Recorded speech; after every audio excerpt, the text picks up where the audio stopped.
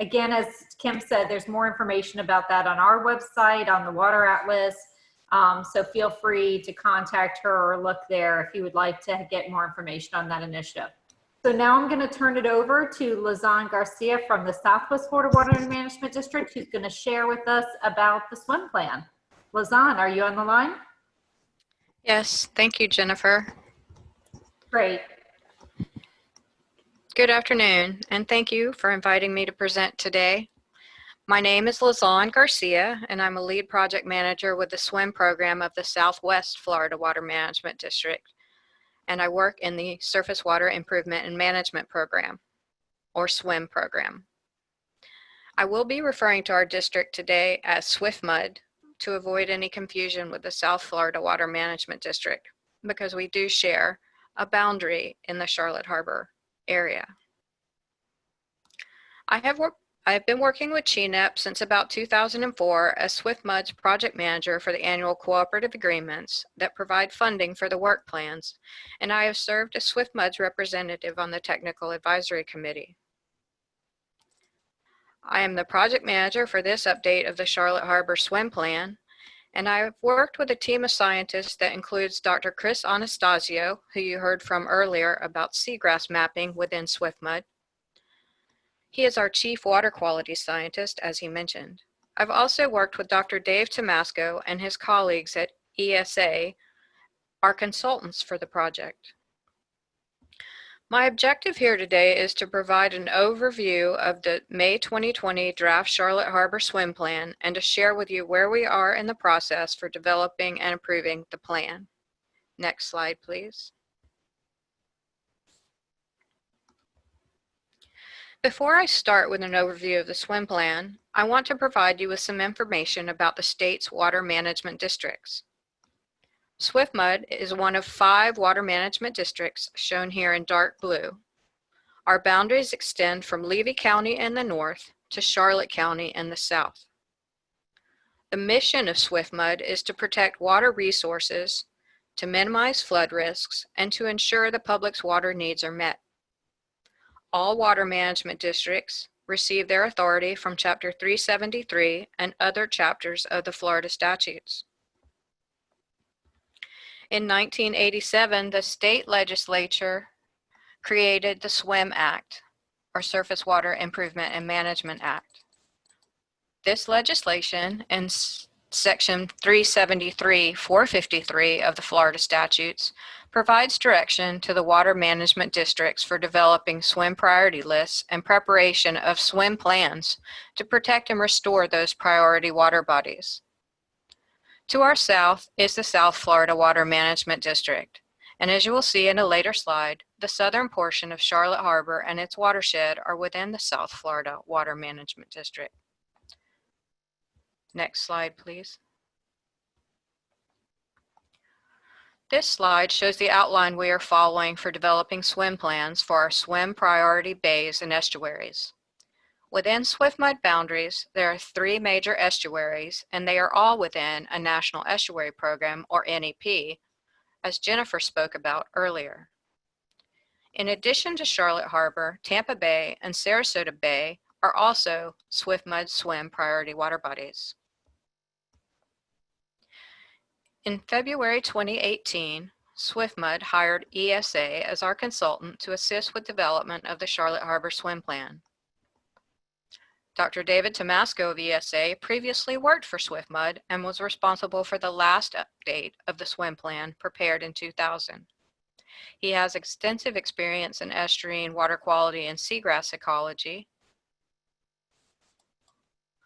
His task, or one of their tasks, was to evaluate water quality data and pollutant estimates to assist SWFWMD with defining issues and drivers for the water body and watershed, setting quantifiable objectives, and developing management actions. More recently, Chris Anastasio, SWFWMD's chief water quality scientist, joined the SWIM plan team. He has extensive knowledge and experience in a variety of water quality issues, and as you saw earlier, is the manager and principal investigator for SWFWMD's Seagrass Mapping Project. His role on the swim plan update has been to collaborate with Dr. Tomasco on data analysis and to coordinate with our technical partners. Next slide, please. Now I will share with you the geographic setting for SWFMUD's update to the Charlotte Harbor Swim Plan. SWFMUD's boundaries for the Charlotte Harbor Basin include just over 3,300 square miles. This is the largest watershed of any of the 3 estuaries in SWFMUD. There are 28 local governments that have jurisdiction within SWFMUD's boundaries of the Charlotte Harbor Basin. These include 6 counties and 22 municipalities. The water bodies and watersheds that are subject to this swim plan update are Charlotte Harbor proper in the south, Lemon Bay and Donna Roberts Bay on the coast, the Myakka and Peace Rivers. This update to the Charlotte Harbor Swim Plan is SWFMUD's plan to manage the water resources and natural systems within the estuaries and in the watersheds that are within SWFMUD. The estuaries and watersheds of Lower Charlotte Harbor, such as the Caloosahatchee River and Estero Bay, are within the South Florida Water Management District and not part of this swim plan. The South Florida Water Management District does have a swim plan that was developed in 2008 for Lower Charlotte Harbor, and we do coordinate with the South Florida Water Management District on different initiatives, including the Charlotte Harbor Flatwoods Initiative, which Kim just spoke about.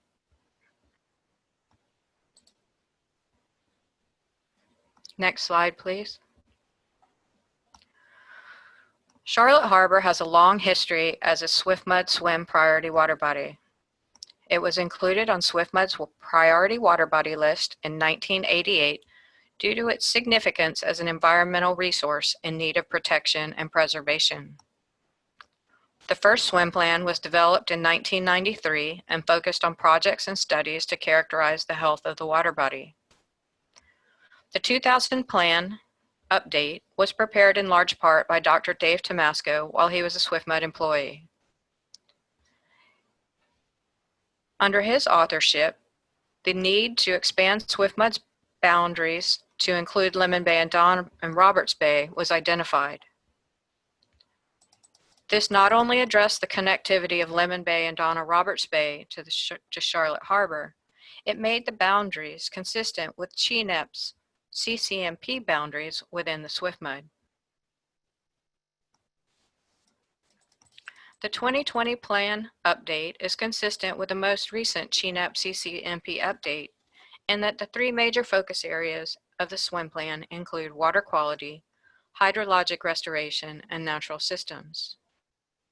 I do want to point out that the CCMP and SWFMUD swim plan are somewhat different in that SWFMUD swim plan primarily includes management actions and projects only within SWFMUD's areas of responsibility and does not identify management actions or projects for other stakeholders. This does not mean that SWFMUD can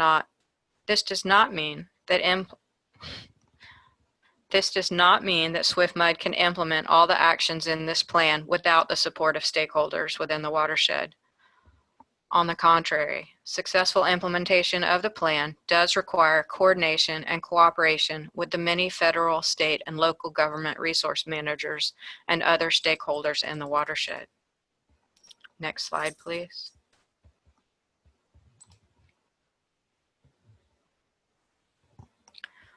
One of the tasks completed by our consultant was water quality trend analysis. Trend analysis was conducted for water quality data between 2000 and 2017.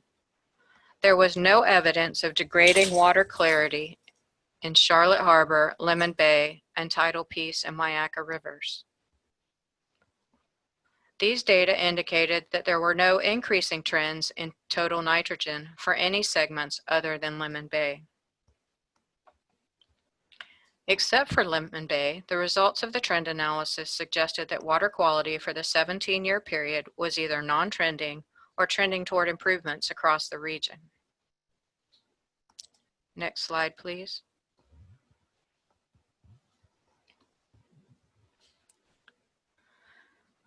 In addition to the water quality trend analysis, our consultant was tasked with looking at the recent status of water quality in the estuaries. To do that, water quality data was evaluated from the Florida Department of Environmental Protection's Cycle 3, which extends from January 1st, 2009 to June 30th, 2016. The water quality data was looked at in light of the numeric nutrient criteria by DEP. Numeric nutrient criteria were derived in 2011 using a reference period approach. A reference period approach looks at water quality, in this case, total nitrogen and chlorophyll A, in the surface water samples and the resulting seagrass coverage. If you recall, Chris Anastasio's presentation talked about this paradigm. Numeric nutrient criteria were developed at the regional level as seen at in the aerial on the left and outlined in red. They are applied by FDEP, the Department of Environmental Protection, at the WIBID level as seen on the aerial on the right. The water quality status evaluation showed that the method for applying numeric nutrient criteria resulted in some WIBIDs being identified as impaired that are not showing water quality declines in our trend analysis.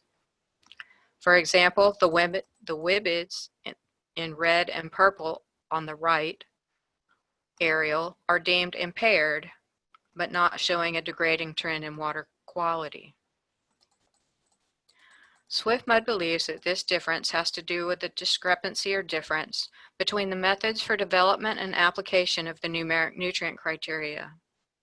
Also, in this region of the harbor, shown on the slide, the TN chlorophyll A seagrass relationship paradigm may not be the best indicator of estuarine health. This method of development and application of numeric nutrient criteria is a statewide topic not unique to Charlotte Harbor. SWFWMD's concern is that incorrect assessment of impairments can result in projects that do not result in improvements in water quality and the associated indicators. For this reason, evaluation of numeric nutrient criteria's application and its basis may be warranted by the stakeholders. More technical information on this topic is included in the draft swim plan that is available on SWFWMD's website. Next slide, please.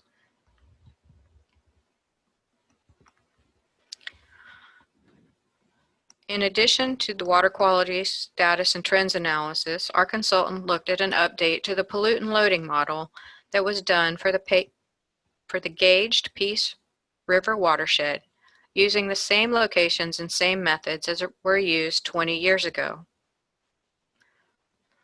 The areas, or the red dots on the map shown on the right, show the locations of the flow measurements for the watershed model.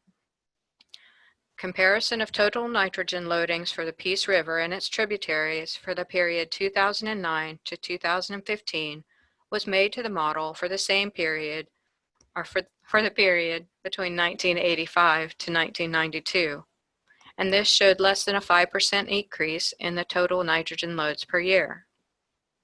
This is the same information presented by Dr. Chris Anastasio. This finding is significant in that it meets the intent of SWFWMD's pollutant load reduction goal that was established in the 2000 swim plan update. This goal, the pollutant load reduction goal, was to hold the line on total nitrogen loadings to protect Charlotte Harbor. It is very important to note that a hold the line strategy is not a do-nothing approach. Nutrient reduction strategies are needed now and into the future to maintain the hold the line paradigm. These findings also support the trend analysis that showed that there was no increase in TN concentrations for the period between 2006 to 2017 based on the data analysis. Next slide, please.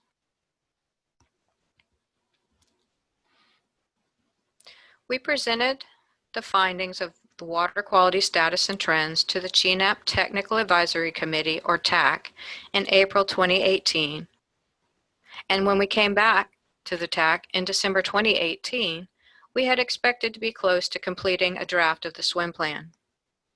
At that meeting, we provided a refresher on the water quality status and trends work, as well as presented draft proposed quantifiable objectives and management actions for water quality, hydrologic restoration, and natural systems. According to our schedule, a draft swim plan was to be completed in early 2019. Then we began hearing about macroalgae blooms and potential seagrass losses in segments within the water body. This was part of the presentation given earlier by Dr. Chris Anastasio. Observations of macroalgae blooms and seagrass losses along the east wall of Charlotte Harbor and in Upper Lemon Bay were reported by our partners who are frequently on the water, including Mindy Brown from FDEP, Dave Blewett of FWC, and Betty Stogler from UF-IFAS. We believe that two major environmental events played a role in these conditions that were observed. They included Hurricane Irma in September 2017 and a red tide that persisted from September 2017 through January 2019. Subsequently, Dr. Anastasio and Dr. Tomasco went into the field to observe these areas, and we made additions to the management actions in the swim plan to more fully assess the potential causes of these observations. Next slide, please. Now I will provide an overview of the goals and actions to address the three major focus areas of water quality, hydrologic restoration, and natural systems. Our water quality goals and overall management actions continue to focus on a holding the line approach for TN. To do that, we will need to assess water quality, status, and trends of the water bodies, and we will need data to do that. The swim plan supports the continuation of SWFMUD's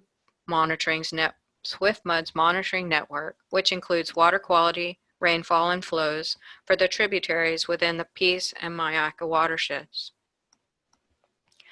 The swim plan also supports the continuation of the Coastal Charlotte Harbor Monitoring Network in cooperation with CHNEP, the Fish and Wildlife Conservation Commission, and Charlotte County. This project collects monthly water quality data in the open waters of Charlotte Harbor and Lemon Bay, and these data were instrumental in providing an update for this swim plan. As I mentioned, reduction of stormwater sources of TN is important to the hold the line approach. To reduce urban sources of total nitrogen, SWFMUD's cooperative funding program provides funding to local governments to implement stormwater best management practice retrofits. This is one area where the SWFMUD does need cooperators to identify projects and come to us about potential for funding these types of projects through the program. SWFMUD's Facilitating Agricultural Resource Management Systems, or FARMS program, originally was initiated to assist agricultural producers with water conservation on their farms. This program was expanded by our governing board in February 2020 to consider funding nutrient reduction projects with agricultural producers throughout the SWFMUD boundaries, including the Charlotte Harbor watershed. Next slide, please. SWFMUD is leading or participating in some major initiatives to restore and maintain historic flowways and hydroperiods. One of the district initiatives is the Flatford Swamp Project in the Myakka River watershed. This SWFMUD initiative is to restore hydroperiods in the swamp by exploring beneficial uses for the excess water.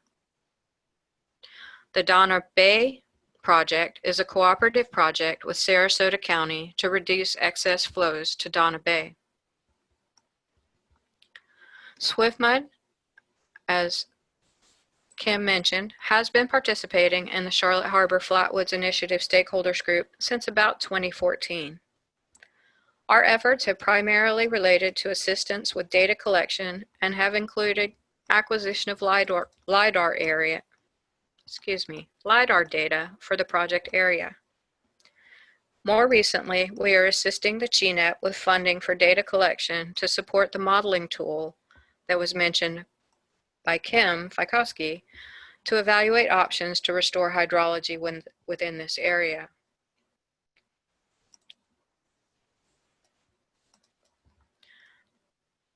Urban stream renewal projects or stream bank restoration projects have been topics or will be topics of presentations here today. SWFWMD has reviewed the Peace River Watershed Threats and Assessment Report by the Fish and Wildlife Conservation Commission to look for potential partners, public partners on public lands to look for projects. Urban stream renewal projects aim to restore channelized creeks and tidal tributaries to a more natural condition, but stream renewal projects are not limited to the urban area.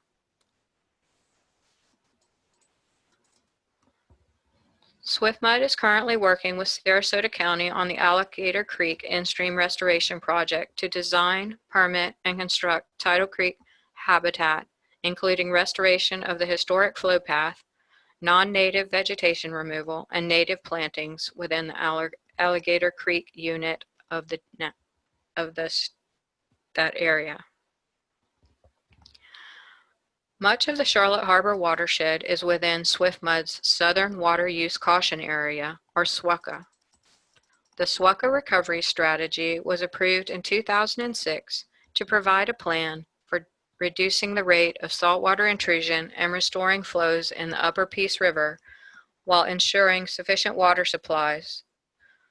The SWIM plan supports continuation of the SWUCA recovery strategy. Next slide, please. One of the goals of the SWIM plan is to maintain seagrass coverage to provide essential habitat and maintain water quality. As Chris Anastasio mentioned, SWFWMD has been mapping seagrass in Charlotte Harbor on a regular basis since 1988. And to that end, the SWIM plan supports continued seagrass mapping. Preservation and restoration of natural systems within the watershed is important to the overall health of the water body. SWFWMD co-funded CHNEP's Habitat Restoration Needs Update, and the SWIM plan supports implementing natural systems restorations projects that improve and protect water quality and hydrology. The SWIM plan also supports developing and continued monitoring of impacts of sea level rise on coastal systems. As sea level rises, the coastal plants will either migrate upslope or be pinched out if there is no open space to allow for their movement upslope. Next slide, please.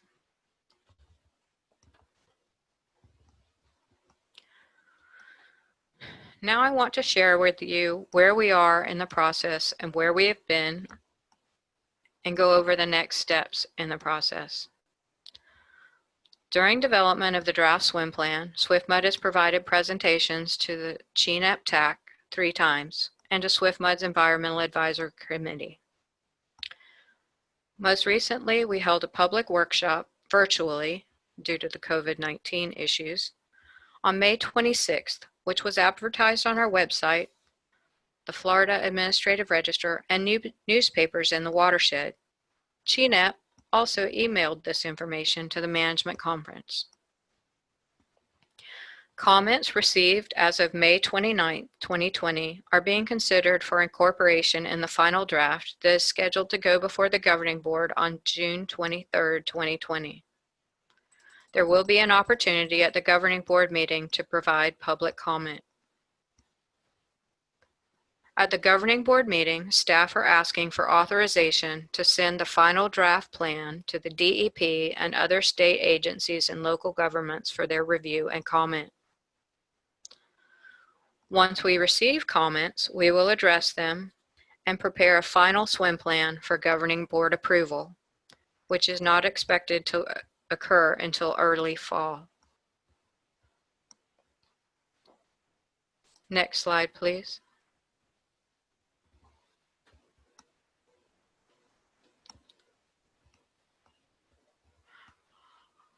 The May 2020 draft plan is available on SWFMD's website. It can be found at watermatters.org/swim. There is a link there to the draft swim plan.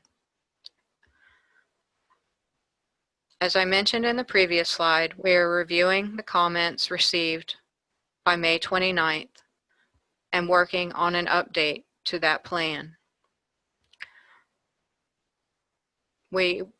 Once we have a final draft plan for the governing board, we expect the updated draft to be placed on the website at watermatters.org/swim during the week of June 8th for review by the public and others.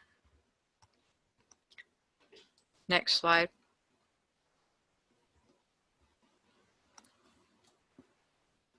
Thank you for your time, and now I will take questions and comments.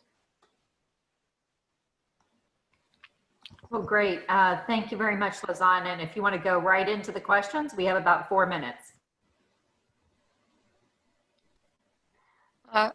There are a couple questions on here that Tris Anastasio might be able to answer.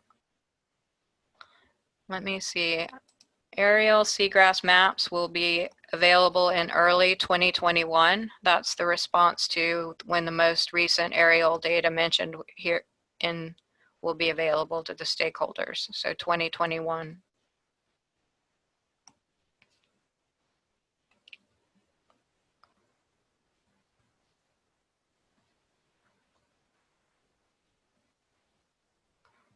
I was looking at, will removal of low-head dams, i.e. Downs Dam and Upper Myakka Lake weirs on the Myakka River, be included as part of the hydrologic restoration of the swim plan?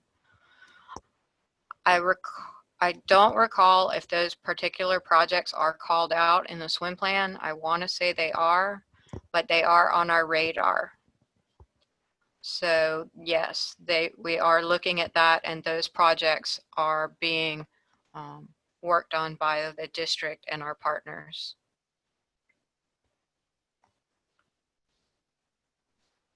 Will new water clarity modeling need to be done to better understand water clarity color paradigm for adaptive management? That is one of the potential projects that we will be looking at. And that is something that we will need to be working with our partners on.